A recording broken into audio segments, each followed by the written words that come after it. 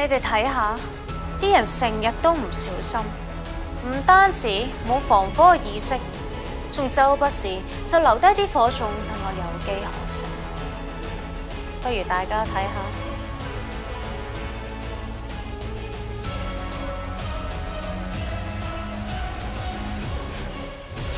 你睇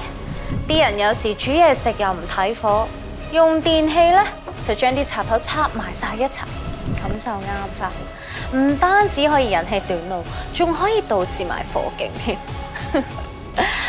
啊，仲有，我再帶大家去到大廈嘅後樓梯睇下，啲雜物亂咁放，阻塞住走火通道；啲維修嘅物料又係亂咁擺，木板啊、油漆咁，全部都係易燃物料。到時唔覺意俾我辣着，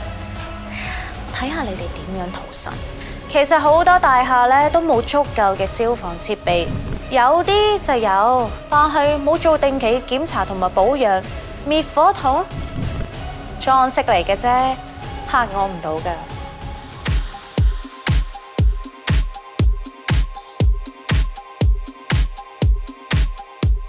祝融，你唔好喺度搞事，我哋要對付你有好多辦法㗎。首先，我哋要提高警惕。小心防火，大家出門前檢查好各種電源有冇關閉，係唔係已經熄咗煮食爐具等。家中可以放一啲合規格嘅滅火工具，例如滅火筒同滅火氈。做好家居防火之餘，可以再留意下大廈嘅走火通道，時刻保持暢通無阻，確保防煙門常關。睇下你仲有冇咁囂張。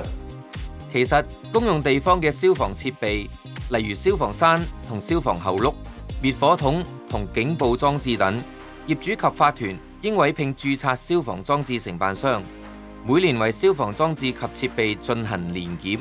並於完成每年檢查同埋為相關裝置進行有需要嘅修葺後，簽發證書同埋通知消防處，確保系統運作正常。好多大廈都收到由屋宇署同埋消防處發出嘅消防安全指示都唔理。咁梗係啦，又冇人籌組，又要加改系統，好似水缸啊、喉轆咁，啲業主點食啫？平時又冇儲開錢，你哋做唔到噶啦。其實只要業主齊心同埋跟足流程以及法例要求，咁就可以噶啦。當收到消防安全指示之後，業主最重要係考慮先行招聘工程顧問，以備消防改善方案，並由顧問向各業主詳細講解需改善嘅地方，及後安排工程招標、監管及驗收工程等等。另外，首先要考慮大廈狀況，擬定消防裝置工程項目，為確保消防裝置合法進行，以保障生命財產嘅安全，業主需按照消防安全指示嘅要求，提交設計圖則。即係入則，要獲得相關部門批核之後，就可以聘請合資格承辦商，包括註冊消防裝置承辦商進行工程。另外，如果喺大廈公用地方加建水缸同水泵等工程，事先必須獲得法團或所有業主嘅同意，方可進行工程。喺現有結構上加建儲水裝置，亦需要聘用註冊結構工程師計算附加結構會唔會超出負載。完成工程之後，就可以通知相關政府部門驗收。如果合格，就會收到遵辦通知信。之後，業主仲要記得每年定期檢查消防裝置，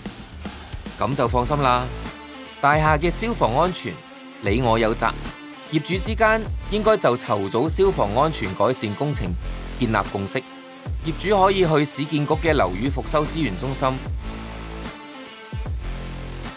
或者瀏覽樓宇復修平台網頁，了解一下樓宇復修流程。上面有由業主籌組維修，到教你聘請工程顧問同承建商，以及員工驗收等，都有詳細講解。網頁仲有各種資助計劃內容，你亦可以喺網頁度揾到聘請工程顧問及承建商進行消防安全改善工程嘅參考文件，亦可以睇到常用工作項目嘅參考單價，同埋過往樓宇復修項目工程費用資料添。用埋人工智能聊天機器人服務，咁就可以方便快捷揾到所需要嘅資料。嚟緊有埋個預防性維修保養計劃範本，去協助計算未來嘅維修費，鼓勵業主為大廈儲備基金作定期供款。咁就真係學齊工程知識、維修財政儲備以及組織能力方面嘅資訊，要做到改善同提升大廈嘅消防安全方面嘅工作，咁就話咁易啦。如果想知更多更全面嘅消防安全知識，又或者係法例要求，可以瀏覽返消防處嘅網頁。記得